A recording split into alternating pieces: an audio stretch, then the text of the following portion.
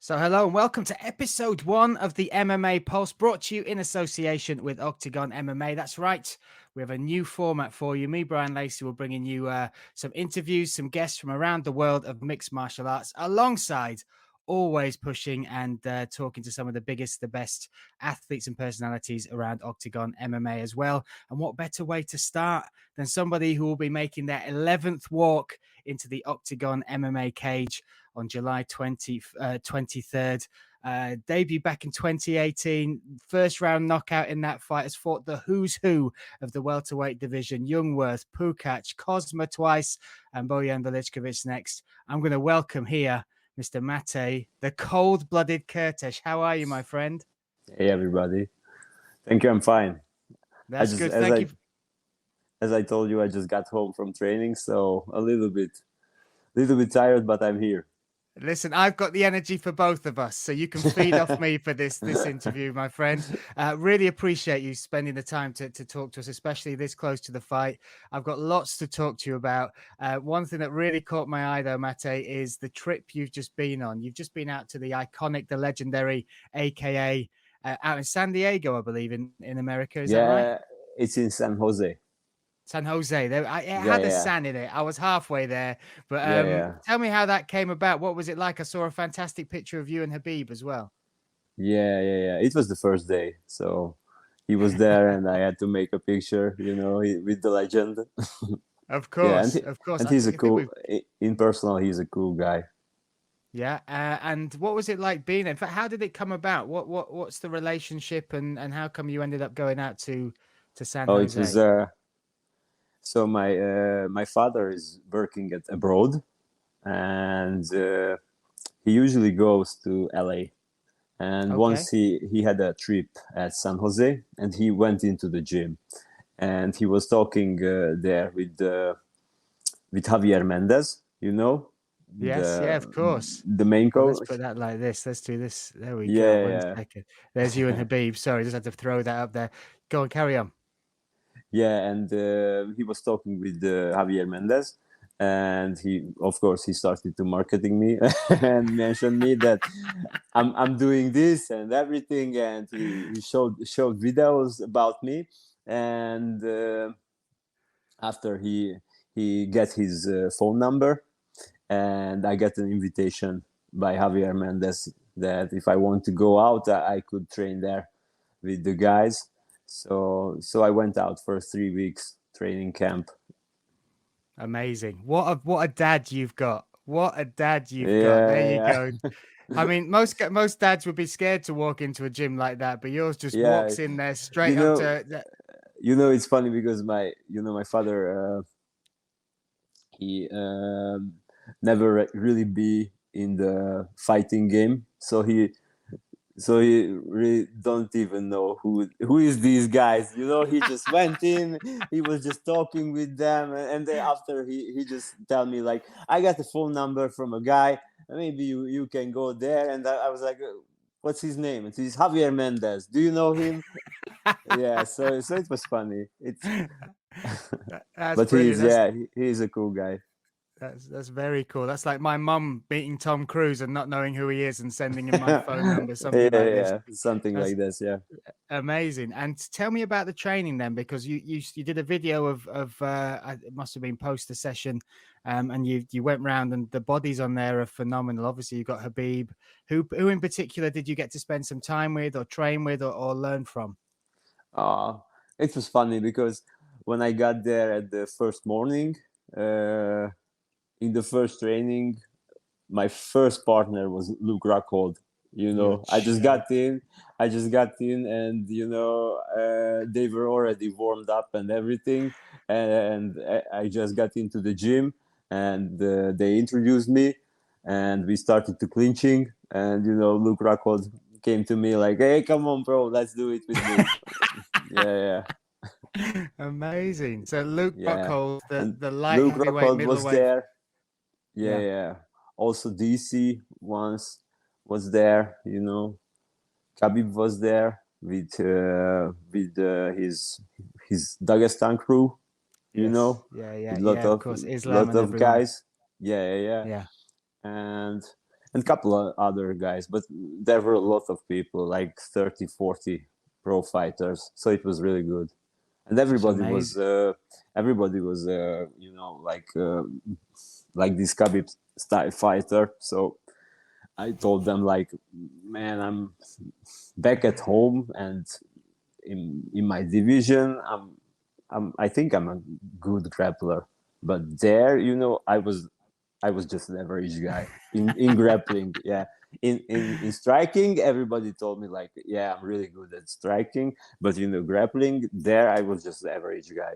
Everybody was Wow. so high level in wrestling and judo and jiu-jitsu, but it was really cool.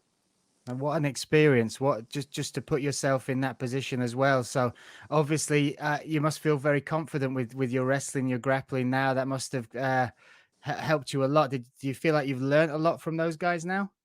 Yeah, I felt like I learned a lot. And also, what special was for me that, and it was because of the Dagestan team, like every training was like, I don't know, like 30 Celsius hot Wow. in the room, Yeah. and they turned off every AC, everything, and there was no air. So Oh you my had God. had to train like it was in a sauna, and you had to do every training like that. Yeah, That's mentally as well. That shows the yeah, sort of yeah, where they want to yeah. put In the themselves. in the first 2 weeks, it was like hell. Like I sometimes I get claustrophobia, like real. Really? Like Yeah, the yeah, air yeah. is so thick and No, there's no it was escape, like, there's no oxygen. There's yeah, no oxygen. just imagine, like, there is like 30, 40 people in a room and no air. It's like 30, 35 degrees, and you're fighting, and and they close everything, and Oh my God. you are there for like 2 hours long. So there were no oxygen in the air. After the session, did you phone your dad and go, "What the hell have you done? What are you Yeah, doing yeah. to make it?" Yeah, and the funny, one of the weeks he had a job there, so he stopped there and he came to watch me in the gym. And man, he was watching all the I would say, like, the hardest sparring partners, and he always go there and ask them to, could you do sparring with my son? And man, he was just mm, you know inviting the guys to kicking my ass. Wow. Yeah, Wow. but it was good. Whatever you did as a teenager to your father, he was getting payback for it in that room. Yeah. That was Oh, yeah. so, But I so was a you're good kid. yeah, you're a good boy. What got you into martial arts then? Because you said that your father has no background in it. Was there anybody in your life that kind of No, went, no, like nobody was in our family doing wow? martial arts. Yeah, I'm the first person. And what drew you to it then? What kind of made? Because now look at the You, life you've got. Look at YouTube. I just saw a video on YouTube. I think it was Floyd Mayweather, and after that Floyd Mayweather, Mike Tyson, Muhammad Ali, like like basic boxer guys, like the biggest names. And after I went down to a boxing gym, trying out. Yeah, wow. and after it, like, I tried everything, like boxing, wrestling, jiu-jitsu, kickboxing, Thai boxing.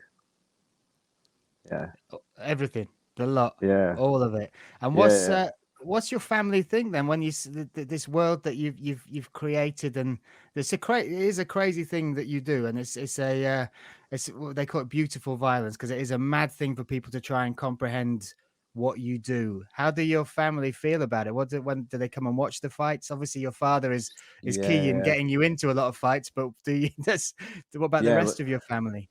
When I started it, like when I started this boxing, they were like, never ever. They were like, I can't go, I can't go. They don't want me to go.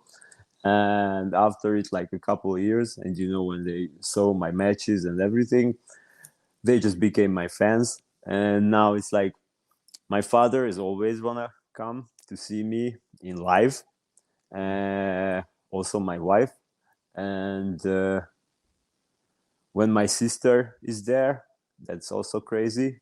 Once when she were there, she came too close to the cage, and she was shouting, cheering for me. That it was here at Hungary that the referees stopped the match and told her to please leave the area because you can't be here. Yeah, so she's a fan too. And my mother just watching it after, when it's done, and she knows the result.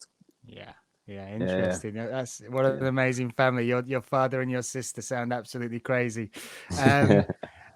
And let's talk about the last fight to start with, because it's very strange talking to a fighter, especially when there's a fight. It's down as a loss on your record, but so many people felt you won that fight. I know you feel that you did enough within those 3 rounds, particularly that third round, to take it.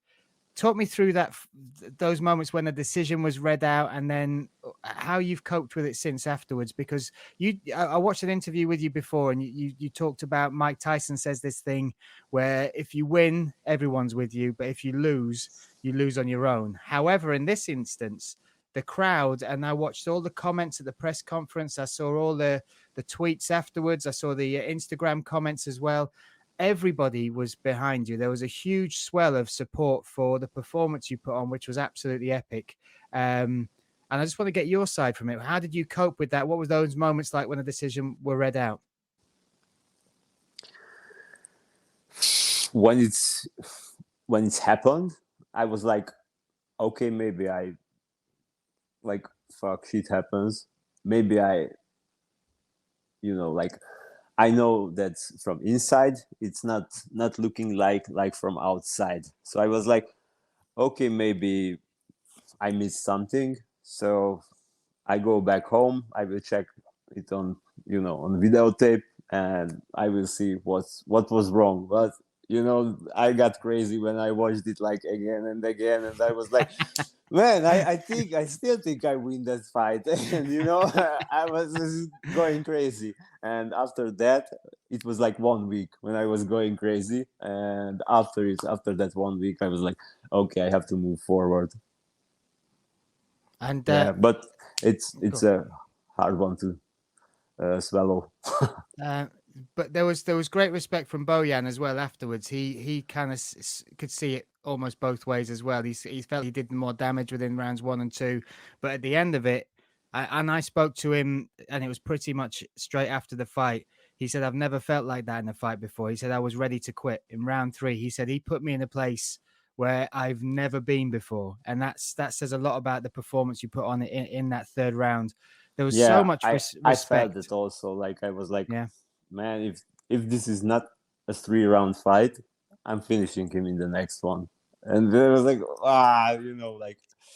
it was a hard one. But the worst part for me, like sometimes it was like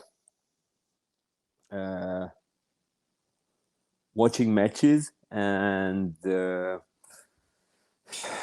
because of the takedowns and the ground control, the judges favored that. So I was like, okay, I will do more takedowns, like a little bit less stand-up fighting, and that will be like on the scorecards. And after this fight, I was like, now what are the judges' score? Like what I have to do? Because like I was in a good shape, so I could be fighting in striking also. But I was like, okay, I will wrestle, like making points there.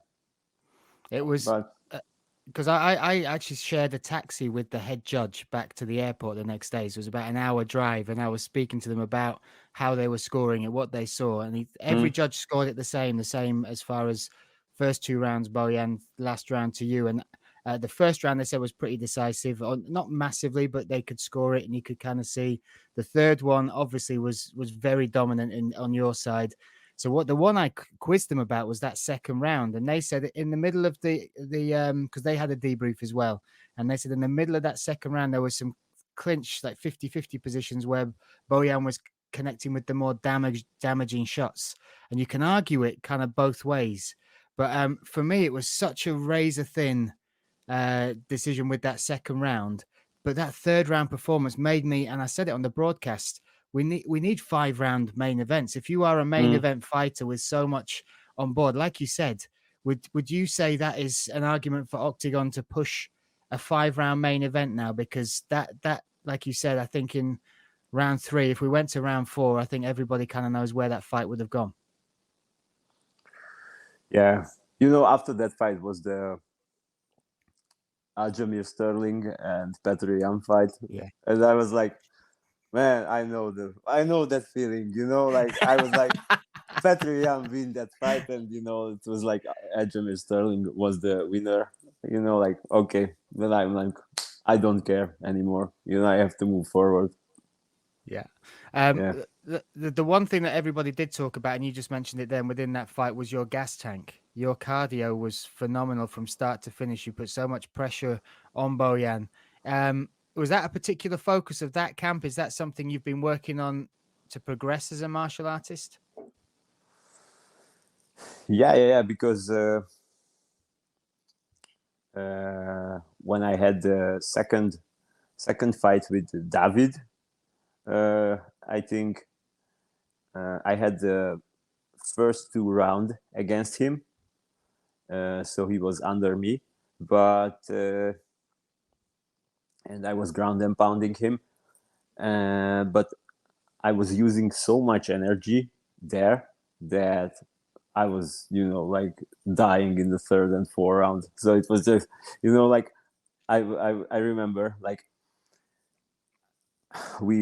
it was the end of the 2nd round. I went to the corner and I told to my coach, like, okay, I will need a round to rest. And like David came out to the 3rd round, like he was, like it was the 1st round, so fresh.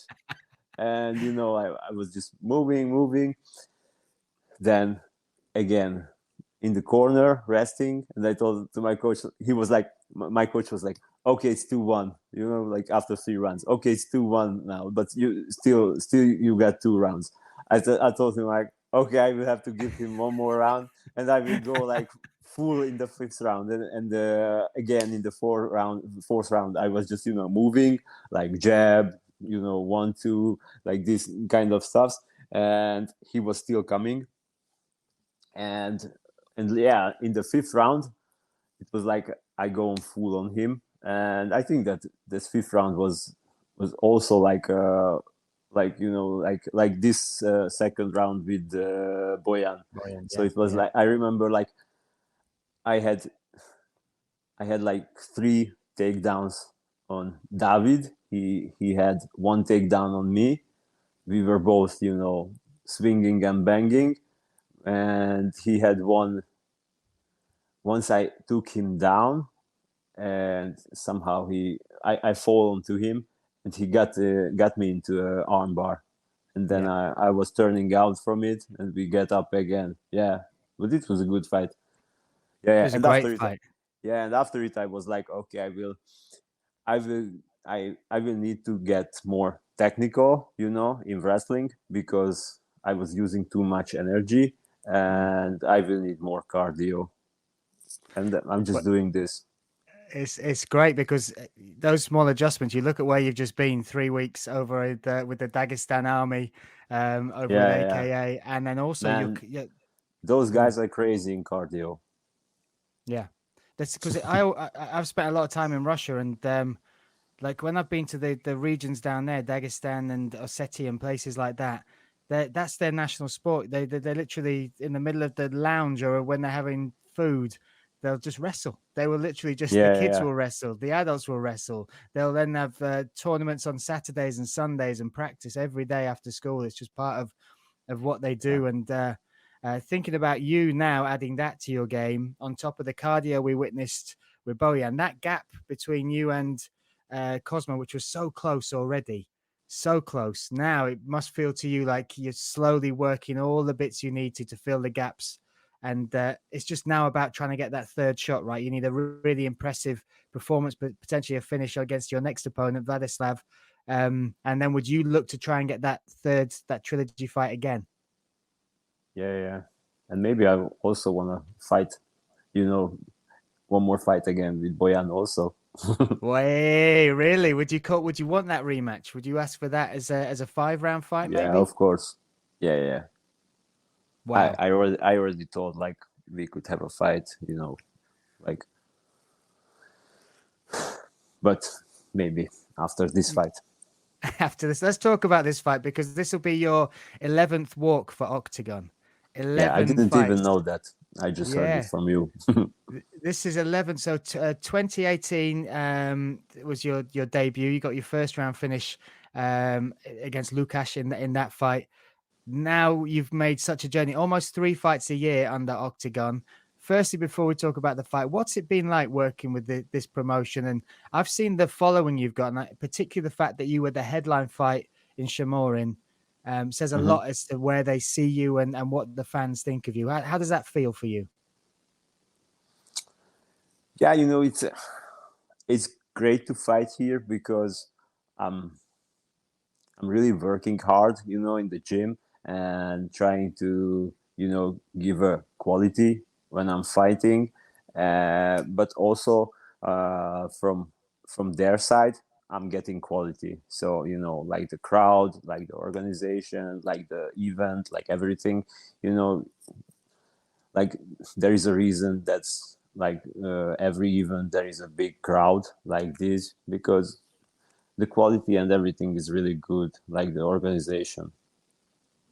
And let's talk about your next opponent, because you're going to fight him on July 23rd, which is very exciting. He's making his debut as well, and he's already said, by the way, Vladislav Kanchev, he's already said he likes this fight because you are ranked. You fought for the title already.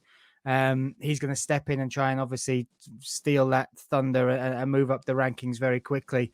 It, when you get signed for a fight like this and somebody's debuting and you're already established, does that motivate you more, or was there somebody else that you were looking to fight on this card?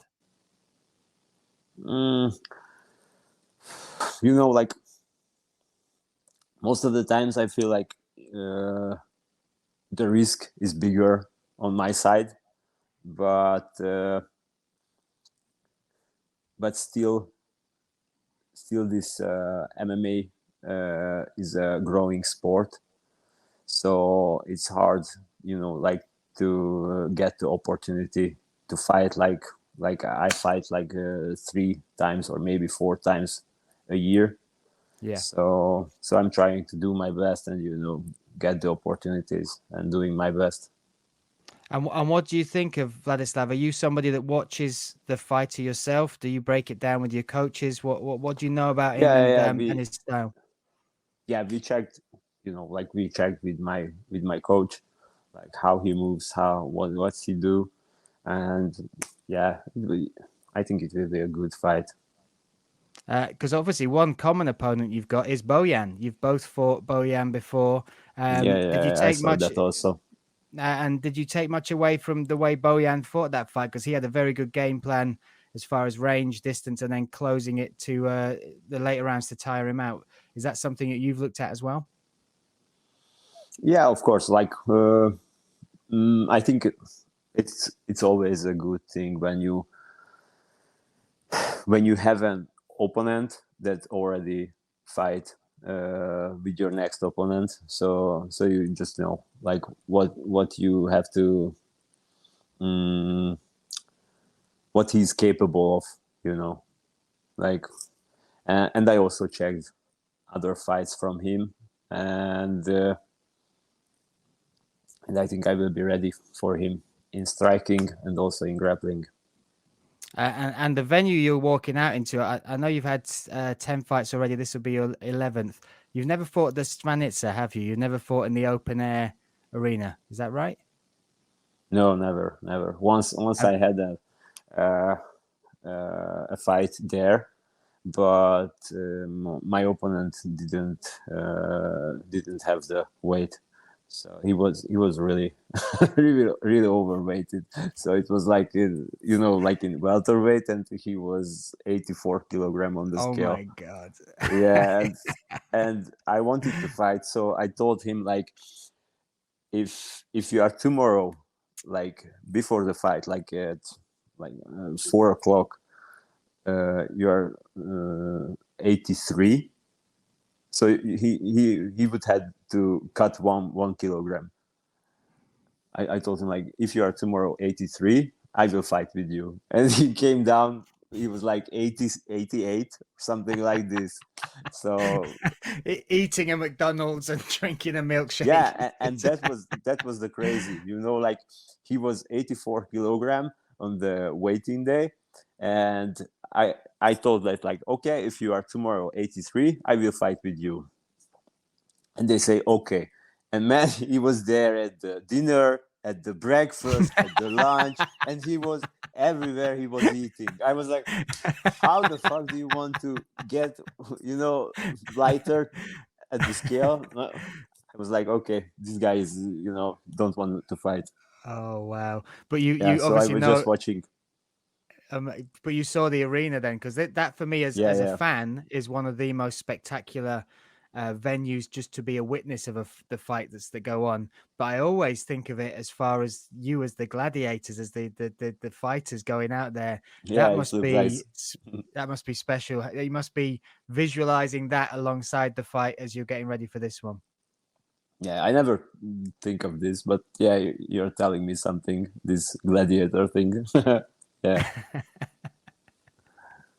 I love it. I love it. And let's talk a little bit about the MMA in Hungary as well, because obviously I saw and witnessed, and I saw the response you were getting over the years you've been competing. Have you felt it get more popular? Is it getting to the stage where now a promotion like Oktagon could possibly come to Hungary and hold an event there? I started to feel like now, yeah, something is moving here at Hungary also, because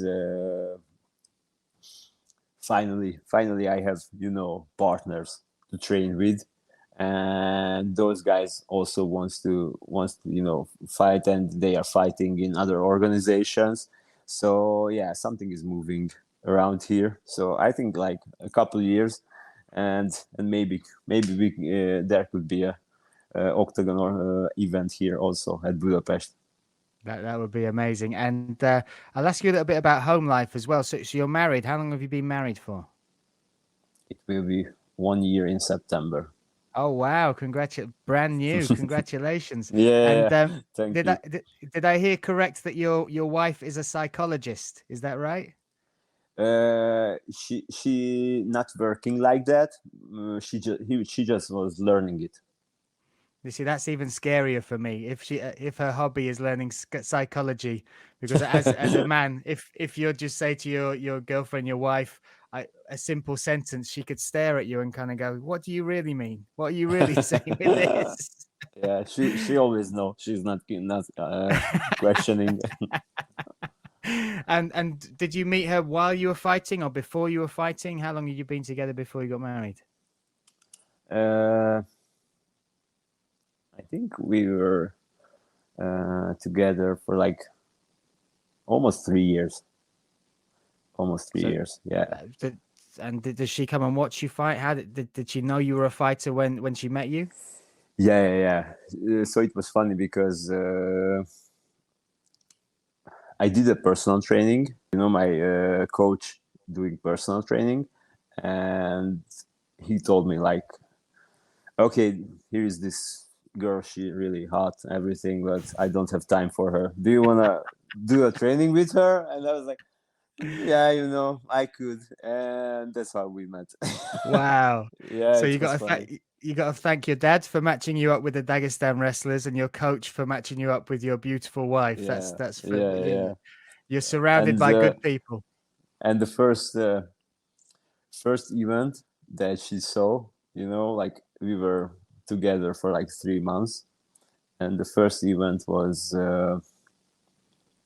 I don't know, what was the city, but I was fighting Radovan Uškrt.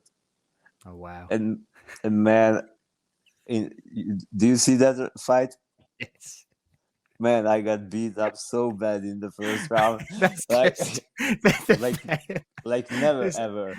And I in the first round, the only thing that I was thinking of, like, fuck, here is this girl, and she see this, like, my left eye was like this, I saw it with the eyes shut. Yes, yeah, yeah. my mouth was opening here, Oh my god! yeah, and the worst part, worst or the or the best part, like, I won the fight. It was Saturday, and at Sunday noon we were flying to Thailand.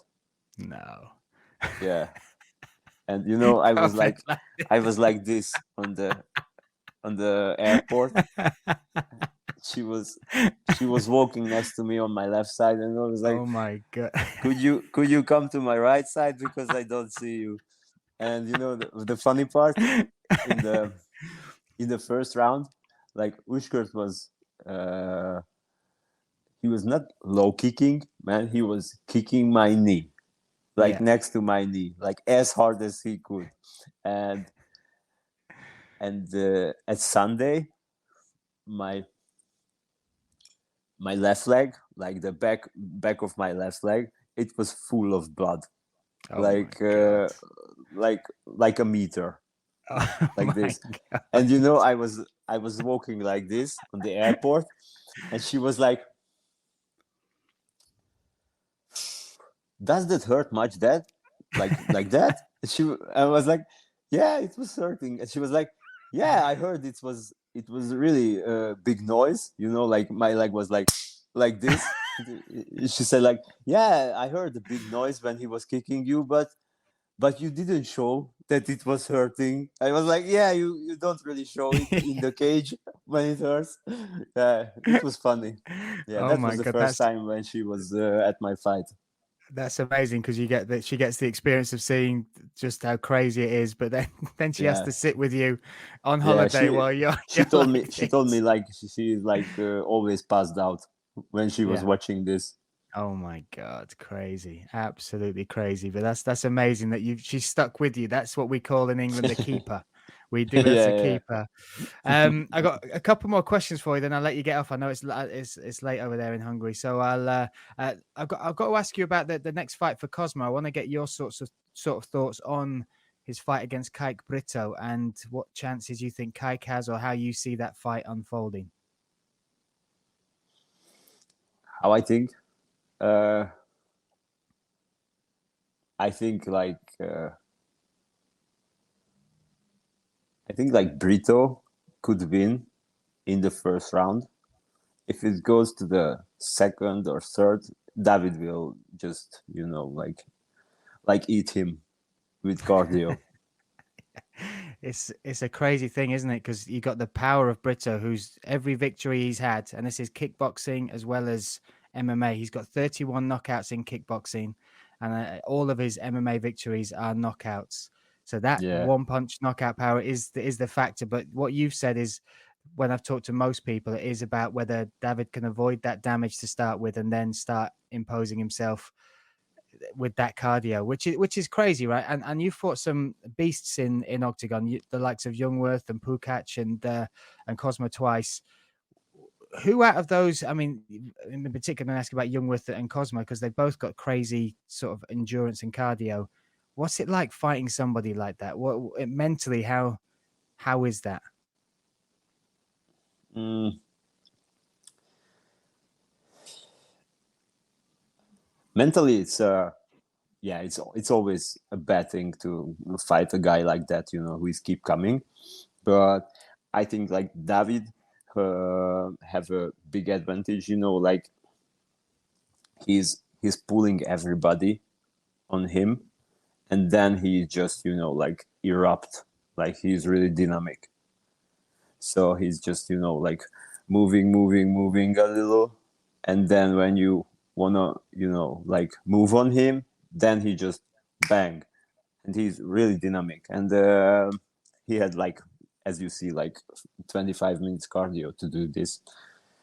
Yeah, and that's yeah. I think that's a little bit better. So than like the thing that you also mentioned, like when Jungwirth is coming, like keep pressuring people. Both of these things are really bad when you know somebody's doing this in the cage. I just said like as you see that the thing that David doing, it has more results. It's phenomenal. It's always exciting to hear the way you break down the fights, but also to have you on the cards as well, because the fights I've got to call of yours so far, they're always absolutely amazing fights. You always put yourself in. I always respect fight IQ as well, the game plans you come in with. But the thing I respect, I think, more than anything else with your fighting is the fact that you've got your own hip hop walkout song.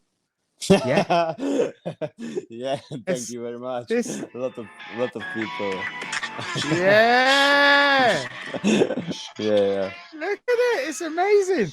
Like, how did that come about? I haven't got friends that would, in fact, if anyone tried to write a hip hop song about me, it'd be very boring. But And it's a great tune as well. It's a great tune.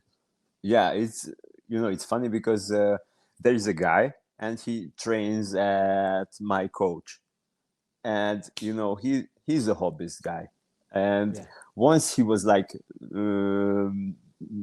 telling me like he's also doing hip hop music because he likes to rap, and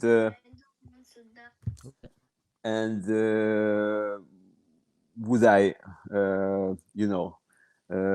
hear his song and tell him what's my opinion about it, and he show me his song, and I was like, I told him like, it's pretty good, like you have talent in this, and he was like, okay, maybe I'm writing a song also to you. I was like, yeah, that would be cool. And after like I think like 1 month, he came up with this, and it was really cool. Like I told him like he was really shy and everything. Like, how do you like it and everything? I was like, fuck, man, it's so cool. Like, don't be shy. Like, it's a it's great so good. tune. It's such a good tune as well.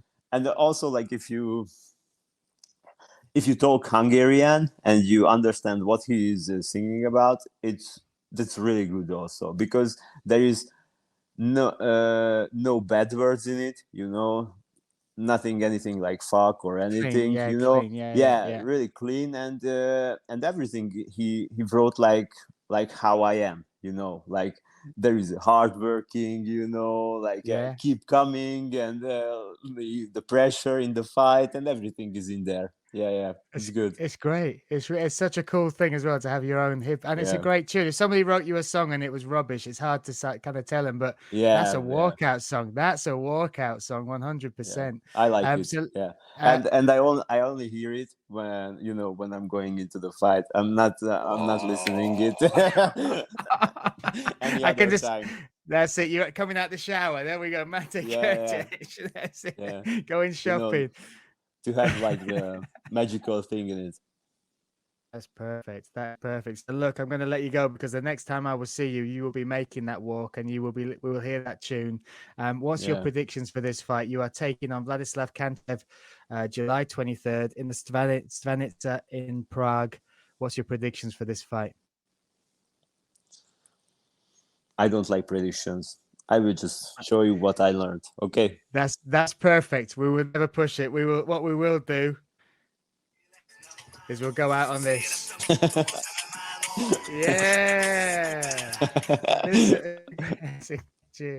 My friend, I appreciate your time so much. So excited to call your fights. It was nice to speak with you. Thank you. And I look forward to seeing you in Prague, July 23rd. That's right. You can tune in Oktagon.tv. You can watch the fight live. July 23rd, Mate Kertesz. Enjoy the rest of your evening, and I will see you in a couple of weeks, my friend. Okay. Thank you. Bye. Take care. Goodbye.